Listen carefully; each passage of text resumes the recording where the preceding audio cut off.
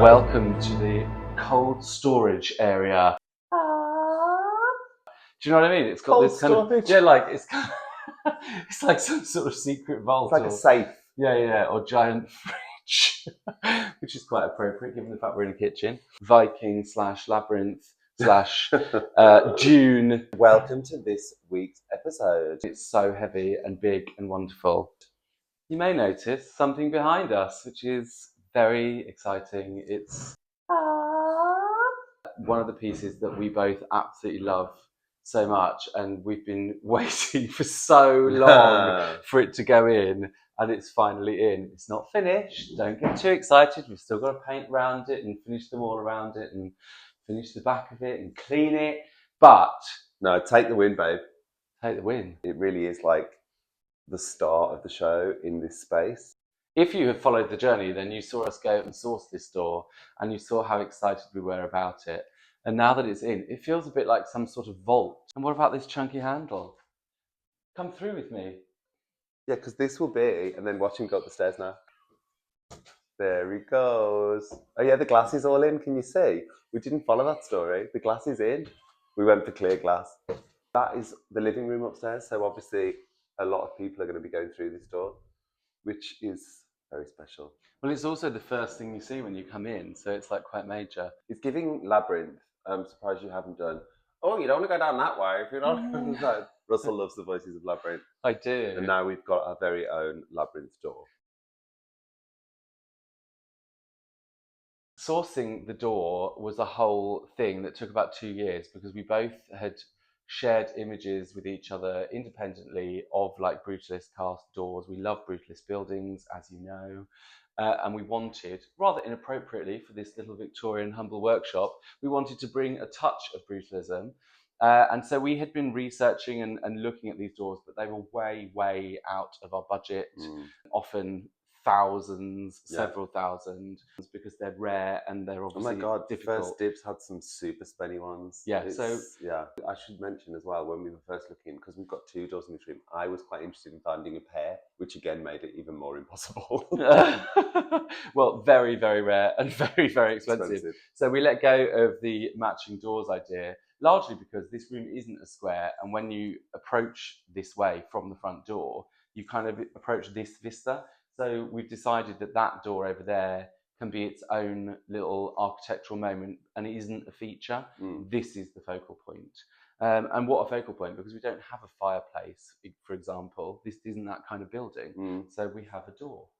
We were looking high and low, searching. I even started to think, should we get one made? Should we approach a maker? No, that was not going to be less expensive.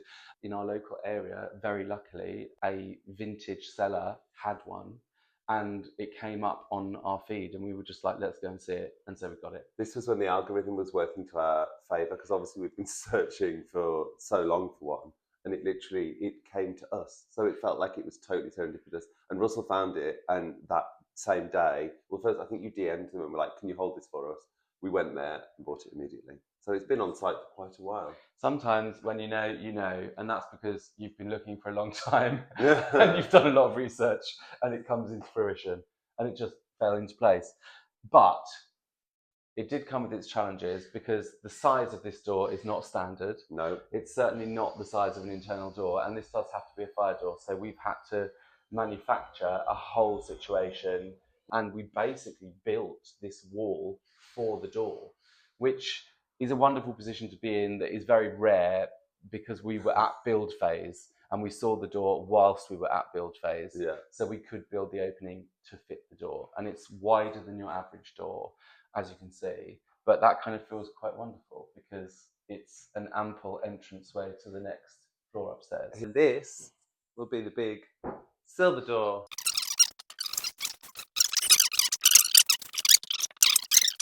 Hang on, I need to pause. It's a bit wild, isn't it? Here's a question for you. Knowing what you know now, it's just been put in, would you do it all again if you found a door? I think I would. I would as well. I'm glad you said that. Unfortunately, it's been slower than we would have liked, because every part of it is bespoke, and it's been more expensive than we would have liked because every part of it has been bespoke. But it's beautiful. It's also something that we're going to use every single day. So our journey through the house, every day we're going to touch this handle and use this door. So I think it had to be a real showpiece. It's a moment. It's a real moment. Also, the hinges, I should mention, because these are modern hinges, but they're sort of brushed steel, and they just add another layer of detail and weight to it because it's very heavy. So we needed some hefty, heavy-duty hinges, and these beauties have really done the job. They look great. There's 4 of those hinges actually, and they are massive. They're like this big. They came from D-Line. They're super, super heavy duty. And a beautiful thing, actually. Well, deliberately on show because they're gorgeous in their own right, and they kind of tell the story of the weight and function of this big door. It does actually need to be cleaned. So let's talk about that. Cleaning it, yeah. So we assume or presume maybe that it was stored outside. And there's like, if you can see down the bottom there, we'll show you a close up. There's like some, it's either lichen or spores or something like that. So we spent all morning Googling like how to protect and lichen preserve. or spores. What is that, mold or like, you know, moss? If it was stored in a salvage yard or like, I don't know, anywhere, or a warehouse, somewhere cold and possibly damp. But yeah, so we've got to clean it. And so far everything says like warm water with a damp, not soaked cloth, dry it immediately. So we're going to do loads of little tests and see how we get on to clean it up. But I mean, overall, I'm just so incredibly thrilled with it. Yeah, so and on that note, because it's cast aluminium and it's bare, it will need to be sealed afterwards. So we're not going to attempt to clean it until the sealer arrives, which is called, I think it's called Renaissance wax. And it's like a museum grade wax.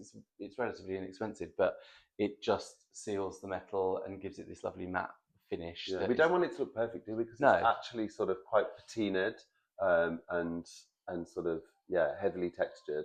But we just want to protect it and sort of keep it safe. There are a few things to note. Because it's aluminium, you can't use anything corrosive. You can't use a high pressure jet washer because it could damage the finish. You can't use anything like vinegar or acids, or because a lot of people have said use a white vinegar, but actually apparently that's not a good idea. So we're going to just use the damp cloth and wipe it all away. And apparently you can use an alcohol as well. But that was like sort of, yeah, if the water and the 5% detergent didn't work. That's going to be a whole process. We're going to use an old toothbrush and just gently work away at it and make it beautiful for you. We could use the electric one and then it'll be quicker. And that'll be happening next week. But for now, we take the win. In opposition to this little stubby beauty on that side of the wall. A stubby beauty. A stubby beauty. Maybe Jordan has a thing for stubby beauties. Just saying. Oh my God. Going with the bespoke, because we don't like to do anything easy or usual. We decided we would have a full height, floor to ceiling, tall, thin door, which will actually be painted the same colour as the wall, so it kind of disappears. And I think there's several reasons for that. One was that we wanted it to be architectural and quiet. 2, that is our bedroom downstairs. So again, it's not like advertising, here's our bedroom. We just wanted it to sort of proceed, but also, you know, be an elegant thing, which I think it is. It's architecturally elegant, but not decorative, which is fine. It's a functional architectural feature in its own right, but very clean, very minimal, very sleek. And as you said, it takes you to a private space. So we want it to almost be nondescript, and it's not drawing you there because that's our private space. This, however, is the public space, the main living room. So come along, be drawn in, go through that door. It's exciting. That's the kind of general vibe of like how we're taking you on a journey through the house. Come this way because this way is the way for you. And on that, we, you know, talking about architectural detail, with both of these doors that does tie them together, we didn't opt for a traditional architrave, because how could you frame a door like this with like a Victorian architrave? It would just look so terrible. So what we've opted for is this very subtle 3mm shadow gap that runs all the way around. Obviously that will all be painted the same colour as the wall, and it happens on both sides. And it's just a really simple, again, not inexpensive finish, but I think makes all the detail. We just couldn't have had architraves. We're doing the same with the skirting boards and it would have been too much. Yeah.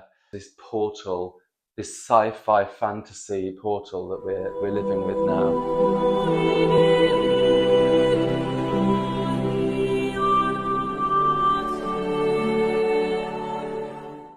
to do all your labyrinth voices. Yeah. The Queegners! The Queegners! You sure got his attention! You remind me of the babe with the power.